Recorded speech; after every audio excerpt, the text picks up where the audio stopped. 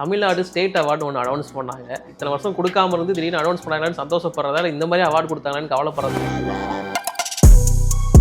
இங்கே வந்து என்னன்னா சில அரசியல் இருக்குமா அப்படின்ற ஒரு கருத்தும் நிலவுது. அதுக்கு காரணம் வந்து போஸ் வெங்கட் அவருக்கு கொடுக்கப்பட்டது என்னுடைய இது எம்எஸ் பாஸ்கர் கொடுக்கல, அண்டு லாலுக்கு கொடுக்கல, சண்டைக்காரி கூட படம் வெளியே வரல, பட் மாத்தேஸ் தெருக்குள்ள ஒருத்தர் இருந்ததுனால அவரோட படத்துக்கு கொடுக்கப்பட்டது. அப்படிங்கும் போது தான் இங்கே பா ரஞ்சித் முதற்கண்டு வாய்ஸ் அவுட் கொடுத்தாங்க. ஜனநாயகன் வருமா வராதா அதான் எல்லாரோட கேள்வி. அதுதான் மிகப்பெரிய ஒரு கேள்விக்குறியாக தான் இருக்கு. கண்டிப்பாக விஜய்னுடைய அந்த ஒத்த குரலுக்காக தான் வெயிட் பண்ணிட்டு இருக்காங்க. ஒரு குரல் கொடுத்தாருன்னா ஜனநாயக படம் ரிலீஸ் ஆகும். ஆனால் அந்த குரல் அவர் கொடுக்க மாட்டேன்னு தெளிவாக இது சொல்லிட்டாங்க. அவருக்கு இறுதி படங்கும் போது அந்த நெருக்கடிகள் வரும்னு அவருக்கு தெரியும். கண்டிப்பாக இது வந்து அந்த பிஸ்னஸ் பாயிண்டில் போகும்போது வட்டிக்கு வானவர்களுடைய நெருக்கடி வரும்போது அவருக்கு தெரியும். தெரிந்தே இந்த விஷயத்தை வந்து கேபினெட்டை சொல்லப்பட்ட ஒரு விஷயம் இருக்குது. அதனால தான் 75 crores வேணான்னு சொல்லியிருக்காரு. மீண்டும் அவருக்கு ரொம்ப நெருக்கடியை வந்து அந்த கடன் ரொம்ப சுமை ஏற்பட்டால் கண்டிப்பாக ஒரு படம் பண்ணி தரான வாய்ப்புகள் இருக்குது. 2040 காலகட்டத்தில் இப்போது வந்து இப்போ நம்ம காமிக்கிறோம், விஷுவலில் காமிக்கிறாங்க. ஸோ அது எப்போ வந்தாலுமே அந்த படம் கண்டிப்பாக எப்படி நீங்கள் ஜனநாயக படம் எப்போ வந்தாலுமே கொண்டாடுவோம் ரசிகர்கள் சொல்கிற மாதிரி இந்த எல்லைக்கு படம் எப்போ வந்தாலுமே அதை செலிப்ரேட் பண்ணுவாங்க. லெஜண்ட் சரவணா அவர்களோட 2வது படம் லீடர் அப்படின்னு சொல்லிட்டு வச்சுருந்தாரு. ஸோ அவர் மட்டும் தைரியமாக இந்த மாதிரியான டைட்டில்லாம் வைக்கிறாரு. அவருக்கு மட்டும் எப்படி எல்லாமே ஈஸியாக அதுதான் தலைவா விஜய் வச்சதுக்கே பிரச்சனையாச்சு. முதல் படம் வந்து பயங்கரமாக ட்ரோல் பண்ணப்பட்டது அவரோட கெட்டப்லேருந்து எல்லாமே. பட் அப்படியே அதுலேருந்து சேஞ்ச் ஓவர் பண்ணி இப்போ எல்லாருமே பாராட்ட ஆரம்பிச்சிட்டாங்க. அவர் ஆரம்பத்திலேருந்து சினிமாவில் நடிக்கணும் வந்து ரொம்ப ஆசை. பட் அவர் கூட இப்போ ரிலீஸ் ஆக போகிற படம் வித் லவ். பட் இதுக்கு செலிபிரிட்டி ஷோன்னு சொல்லி வச்சு இப்போ அதை பற்றி பேச வைக்க ஆரம்பிச்சிட்டாங்க. இதுக்கு மிகப்பெரிய பிரீமியர் ஷோ போட்டு உங்களுக்கு விளம்பரம் காரணம் என்னன்னா இங்கே சூப்பர் ஸ்டார் ரஜினிகாந்த் அவர்களுடைய பொண்ணு சௌந்தர்யா அவர்கள். ஹலோ ஃப்ரெண்ட்ஸ், இன்னைக்கு நம்ம கூட தமிழ் சினிமா பற்றி பல தகவல்களை நம்ம கூட ஷேர் பண்ண மூத்த பத்திரிகையாளர் வெங்கடேஷ் அவர்கள் இணைஞ்சிருக்காரு. நான் வணக்கண்ணே. வணக்கம். எப்படி இருக்கீங்க? நல்லா இருக்கு. ஃபர்ஸ்ட் ஒரு கான்ட்ரவர்சியான கேள்வியோடவே ஆரம்பிக்கிறேன். தமிழ்நாடு ஸ்டேட் அவார்டு ஒன்று அனௌன்ஸ் பண்ணாங்க. அனௌன்ஸ் பண்ணதுக்கு அப்புறமா பெரிய கான்ட்ரவர்சி. இத்தனை வருஷம் கொடுக்காம இருந்து திடீர்னு அனௌன்ஸ் பண்ணாங்கன்னு சந்தோஷப்படுறதால இந்த மாதிரி அவார்டு கொடுத்தாங்கன்னு கவலைப்படுறதான்னு தெரியல. எதனால நான் இந்த மாதிரி செலெக்ஷன் பண்ணியிருந்தாங்கன்னு நினைக்கிறீங்க? இல்லை, அதுக்கு தனியாக வந்து ஒரு தேர்வு கமிட்டி ஒரு 5 பேர் கொண்ட ஒரு குழு அமைக்கப்படும். அதன் மூலமாக தான் சில விருதுகள் வழங்கப்படுது. நம்ம எல்லாருக்குமே கொடுக்கணும் அப்படின்னா கண்டிப்பாக அதற்கு வாய்ப்பு குறைவு தான். இப்போ தேசிய விருது நம்ம பண்ணும்போது கூட இங்கேருந்து சில பேர் போயிட்டு கூட செலக்டிவாக ஒரு 4 படம் செலக்ட் பண்ணால் கூட 4மே கரெக்டான பொசிஷன் இருக்கும். பட் இதை ஒன்று தானே கொடுக்க முடியுது. 3 படம் ரிஜெக்ட் ஆகுது. அதனால் அந்த படங்கள் வந்து அதாவது என்ன சொன்ன சுமாரான படமா அப்படிங்கிற அளவுக்குலாம் கிடையாது. அதுவும் பெஸ்ட்டு ஃபிலிம் அதெல்லாம் செலக்ட் பண்ணிருக்காங்க. பட் இங்கே வந்து என்னென்னா சில அரசியல் இருக்குமா அப்படின்ற ஒரு கருத்தும் நிலவுது. அதுக்கு காரணம் வந்து முக்கியமாக டானாக்காரனில் வந்து போஸ் வெங்கட் அவருக்கு கொடுக்கப்பட்டது என்னுடைய இது எம்எஸ் பாஸ்கர் கொடுக்கல, அண்டு லாலுக்கு பண்ணல அப்படிங்கிற அளவுக்குலாம் ஒரு விஷயம் பேசப்பட்டு இருக்கு. இதுக்குள்ள அரசியல் இருக்குன்னா கண்டிப்பாக இருக்குன்னு கூட நம்ம வந்து சொல்லலாம். அது ஒன்று மறுப்பதற்கு இல்லை. 2வதாக பார்த்தீங்கன்னா சண்டைக்காரி கூட ஸோ படம் வெளியே வரல, தியேட்டருக்கே வரல, பட் மாத்தேஸ் தெருக்குள்ள ஒருத்தர் இருந்ததுனால அவரோட படத்துக்கு கொடுக்கப்பட்டது. அப்படிங்கும் போது தான் இங்கே பா ரஞ்சித் முதற்கண்டு சுரேஷ் காமாட்சி அவர்கள் கூட கொஞ்சம் வாய்ஸ் அவுட் கொடுத்தாங்க. பட் அவர்கள் சொல்கிறது ஒரு வகையில் நியாயமாக தான் இருக்குது. ஏன்னா சிறந்த படங்கள் நிறைய மிஸ் ஆகுது. அப்படிங்கும்போது நீங்கள் மிக மிக அவசரம்லாம் பார்த்தீங்கன்னா இந்த பெஸ்ட்டு ஃபிலிம். ஸோ சுரேஷ் காமாட்சியுடைய தயாரிப்பு டைரக்ஷன் ஒரு காவல்துறை ஒரு பெண் காவலர் எந்தளவுக்கு ஒரு பாதுகாப்பு போய் சிரமப்படுறாங்கன்ற ஒரு விஷயத்தை அழகாக கன்வே பண்ணியிருப்பார். பட் அதற்கு கண்டிப்பாக ஏதாவது ஒரு வகையில் வந்து கொடுத்துருக்கலாம், மறுக்கப்படுது. அதே மாதிரி நீங்கள் பா ரஞ்சித் அவர்களுடைய சார்பட்ட பரம்பரையும் வந்து மறுக்கப்பட்டிருக்கு. ஸோ இப்படி நிறைய படங்கள் இல்லாமல் போனால் தான் நீங்கள் கேட்ட கேள்வி விமர்சனங்களாக வந்திருக்கு. நிறைய படங்கள் நீங்கள் சொன்ன மாதிரி இருக்குது. எல்லா படங்களுக்கும் கொடுக்கலனா பரவாயில்ல. பட் கொடுத்த படங்களும் ஏற்றுக்கூடக்கூடியதாக இல்லை, கொடுத்த ஆட்களும் அப்படி தான் இருக்காங்க. அப்படிங்கும்போது தான் ஸோ இங்கே எல்லாருமே கொந்தளிக்கிறாங்க. மக்களுக்குமே இது பெருசாக பாதிப்பு அப்படிங்கிறது ஏற்படுத்தியிருக்கு மக்கள் மத்தியிலுமே. ஸோ அதை நீங்கள் எப்படி பார்க்குறீங்க? இல்லை, அதுதான் இப்போ விஜய் சேதுபதி கூட புரியாத புதிருக்கு இது கொடுக்கப்பட்டதாக இருக்குது. ஸோ அதை விட பெஸ்ட்டு ஆக்டிங் பண்ணவங்களாம் கண்டிப்பாக இருக்காங்க. பட் அங்கே கொஞ்சம் குறைகள் இருக்க தான் செஞ்சுருக்கு. இந்த நம்மளுடைய தமிழக அரசுடைய விருது இது தேர்வு கமிட்டி பார்க்க தேர்தலுக்காக அவசரமாக அறிவிக்கப்பட்ட மாதிரி இருக்கு. இல்லை, அதுதான் நீங்கள் 16லேருந்து 22 வரைக்கும் உள்ள அந்த ஒரு 7 years பீரியட் தான் கொடுக்கப்பட்டிருக்கு.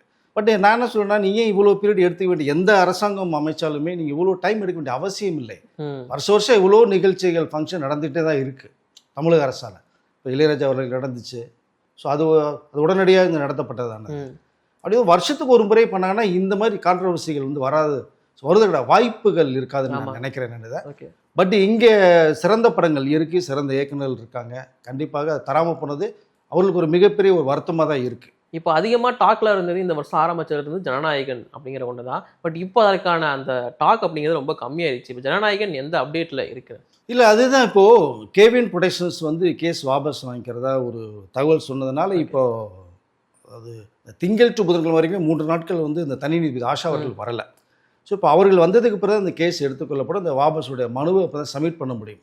அதற்கு பிறகு தான் அந்த கேஸ் தள்ளுபடி செய்யப்படும் உங்களுக்கு. அதை பட் அதுவே இன்னும் வரலை. ஸோ 3 நாட்களாக வரல. இன்றைக்கும் இப்போ நான் பேசிட்டு இருக்க வரைக்கும் கூட ஸோ இன்னும் வரலைன்ற ஒரு தகவல் தான் நமக்கு வருது. ஜனநாயகன் வருமா வராதா, அதான் எல்லாரோட கேள்வி. அதுதான் மிகப்பெரிய ஒரு கேள்விக்குறியாக தான் இருக்குது. ஏன்னா ஒரு 14th அன்னைக்கு வந்துடக்கூடிய வாய்ப்புகள் நிறைய இருக்குன்ற ஒரு தகவல் நேற்று வந்தது.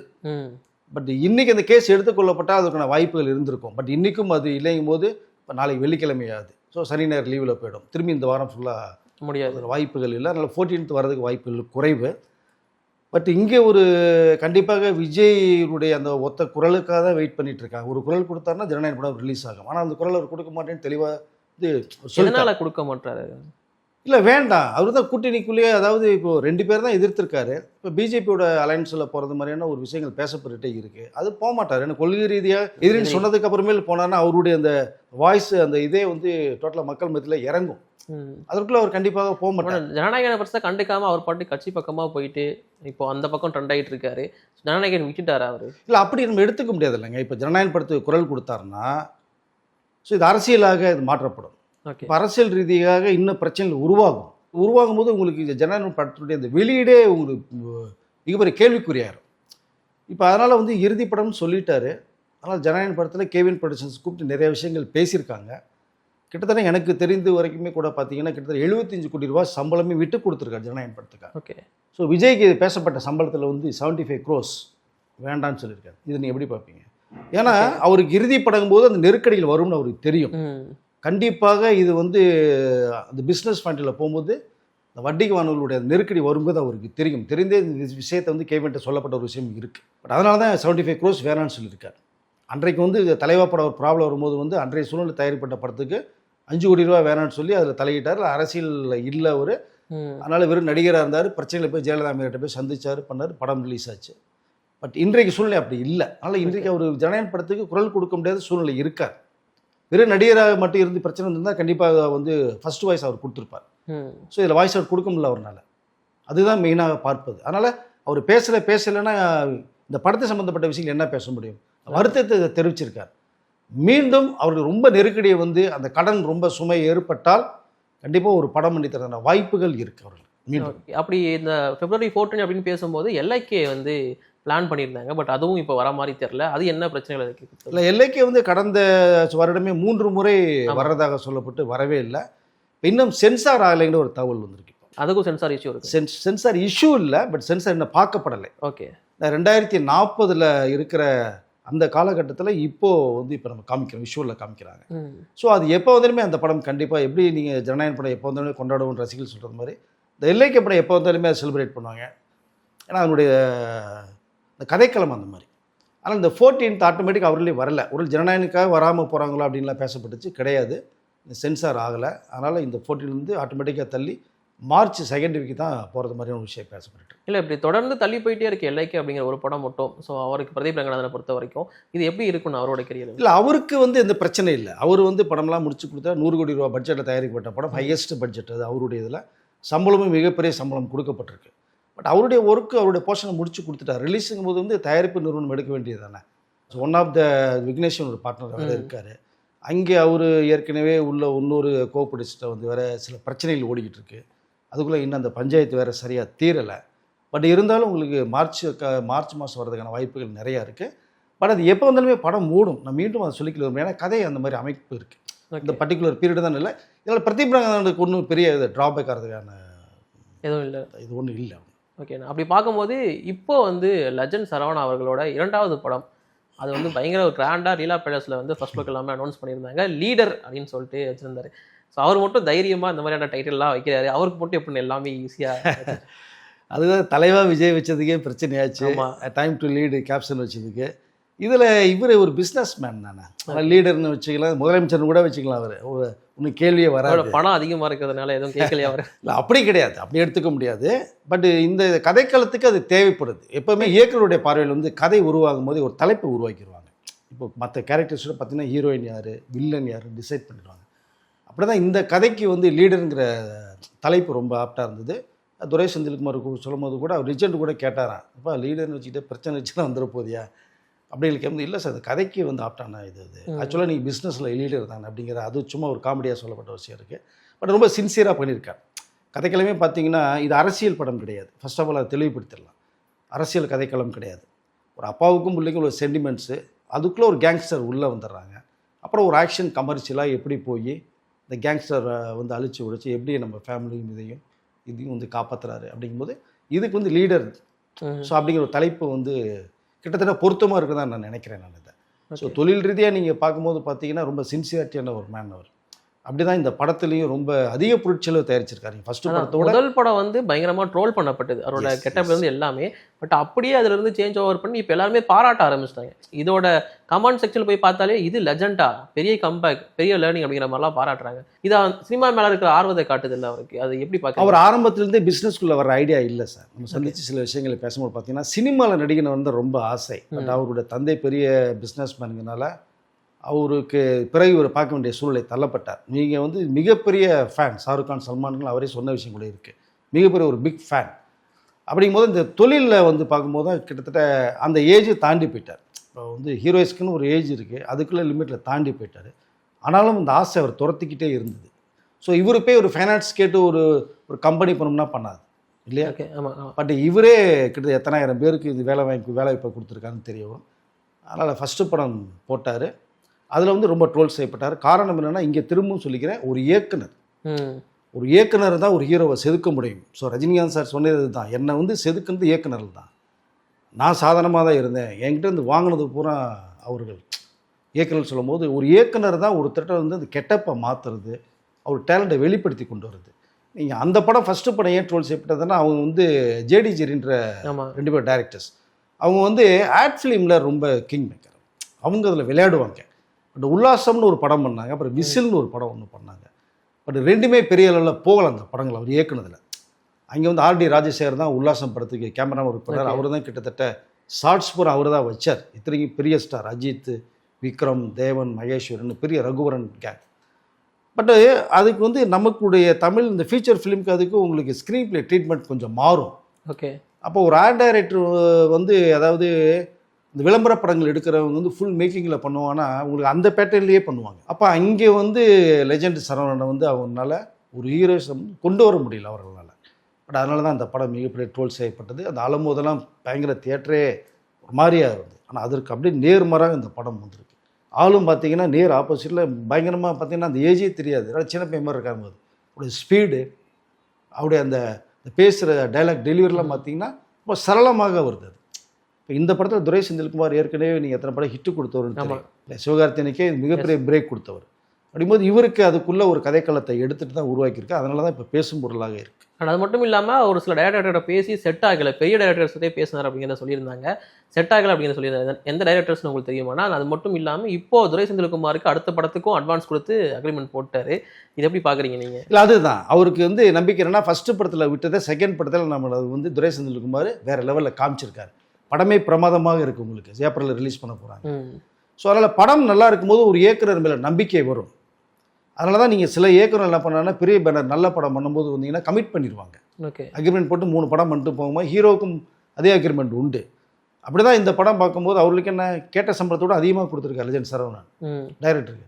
இதோட என்ன வேணும் உங்களுக்கு? அதை ஸோ நீங்கள் பெரிய ஹீரோ வச்சு டைரக்டரை ப்ரூவ் பண்ணுறத விட ஒரு ட்ரோல் செய்யப்பட்ட ஹீரோ வச்சு நீங்கள் வந்து ப்ரூவ் பண்ணிங்கன்னா அப்புறம் இவருக்கு தானே பெரிய கிரேஸ் இருக்கும்.